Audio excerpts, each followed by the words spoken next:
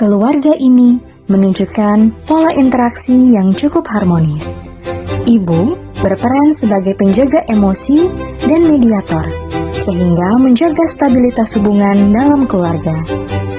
Ikatan emosional antara anggota tergolong aman, ditunjukkan oleh perhatian, waktu berkualitas, dan keyakinan bahwa mereka saling mendukung meski kadang terhambat kesibukan. Dari segi pola komunikasi, keluarga ini termasuk tipe konsensual, yaitu terbuka untuk berdiskusi, tetapi tetap menjaga struktur dan kepatuhan pada keputusan penting. Secara keseluruhan, keluarga berfungsi cukup baik dengan komunikasi yang intens, terutama antara ibu dan anak. Keluarga, istana yang paling indah adalah keluarga. Assalamualaikum warahmatullahi wabarakatuh. Perkenalkan, kami dari kelompok 4 yang terdiri dari saya, Suciati Kania, Saya Ariska Pratiwi. dan saya, Fiona Rahmanudin. Kami akan melakukan wawancara mengenai pola interaksi keluarga dengan menggunakan 3 teori komunikasi keluarga. Yang pertama yaitu teori sistem keluarga. Teori ini melihat keluarga sebagai sistem yang saling terhubung, di mana perubahan pada satu anggota akan mempengaruhi seluruh sistem. Yang kedua yaitu attachment theory.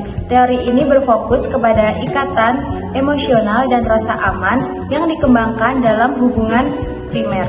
Dan yang ketiga adalah Family Communication Patterns Theory. Teori ini mengklasifikasikan keluarga menjadi 4 tipe berdasarkan seberapa tinggi atau rendah mereka menghargai percakapan terbuka dan kesesuaian atau kepatuhan.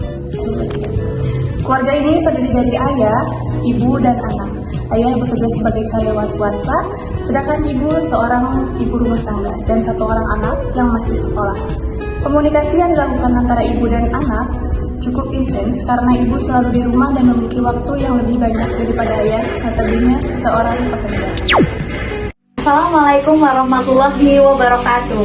Perkenalkan, nama saya Ariska. Di sini saya sebagai wawancara dari keluarga Bu Ija.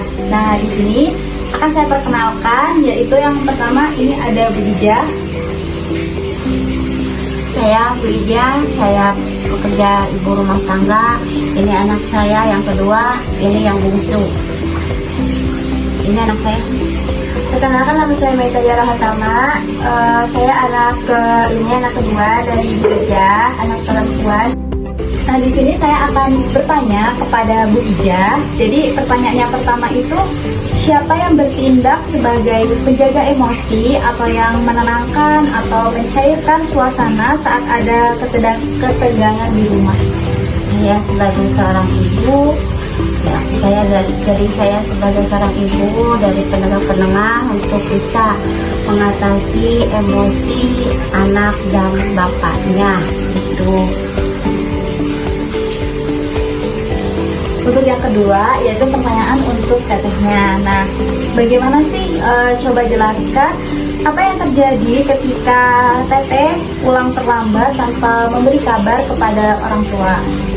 Ayah akan diam, ibu akan panik di spam WA. Saya merasa bersalah karena membuat ibu panik. Nah, pertanyaan selanjutnya yaitu untuk Bu Ija. Jadi, apakah yang membuat ibu itu merasa paling dicintai atau didukung oleh anggota keluarga lain? Mungkin dalam bentuk ucapan atau tindakan apa gitu?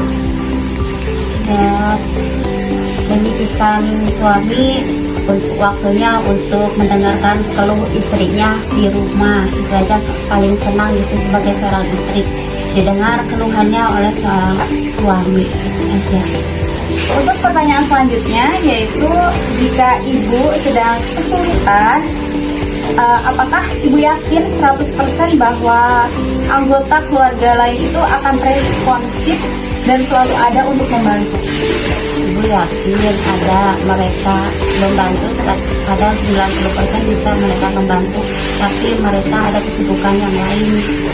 Untuk pertanyaan selanjutnya yaitu untuk teteh. Jadi pertanyaan yang selanjutnya yaitu, jika teteh punya ide atau pendapat yang sangat berbeda dari orang tua atau ibu, Apakah Teteh merasa bebas untuk menyampaikannya kepada ibu atau mungkin keluarga? Ya, saya bebas. Ibu sering bilang sampaikan saja. Nanti kita bahas alasannya. Pertanyaan terakhir untuk Teteh. Jadi ketika orang tua itu membuat suatu keputusan, seberapa besar Teteh diharapkan menerima dan patuh tanpa mempertanyakan keputusan tersebut? Kalau keputusan besar seperti pindah sekolah, saya wajib patuh. Tapi soal aturan itu saya boleh bertanya alasannya kenapa kan? Terima kasih. Mungkin sedikit wawancara dari saya dan Bu Ija dan juga Tetehnya. Semoga wawancara ini bermanfaat untuk kita semua. Terima kasih. Rekomendasi untuk keluarga tersebut yaitu 1. Meningkatkan komunikasi antara ayah dan anak. Yang kedua yaitu perjelas aturan keluarga agar tidak menimbulkan kecemasan. Yang ketiga, bagi peran emosi secara lebih merata. Yang keempat, pertahankan budaya diskusi terbuka. Yang kelima, tingkatkan konsistensi kehadiran emosional.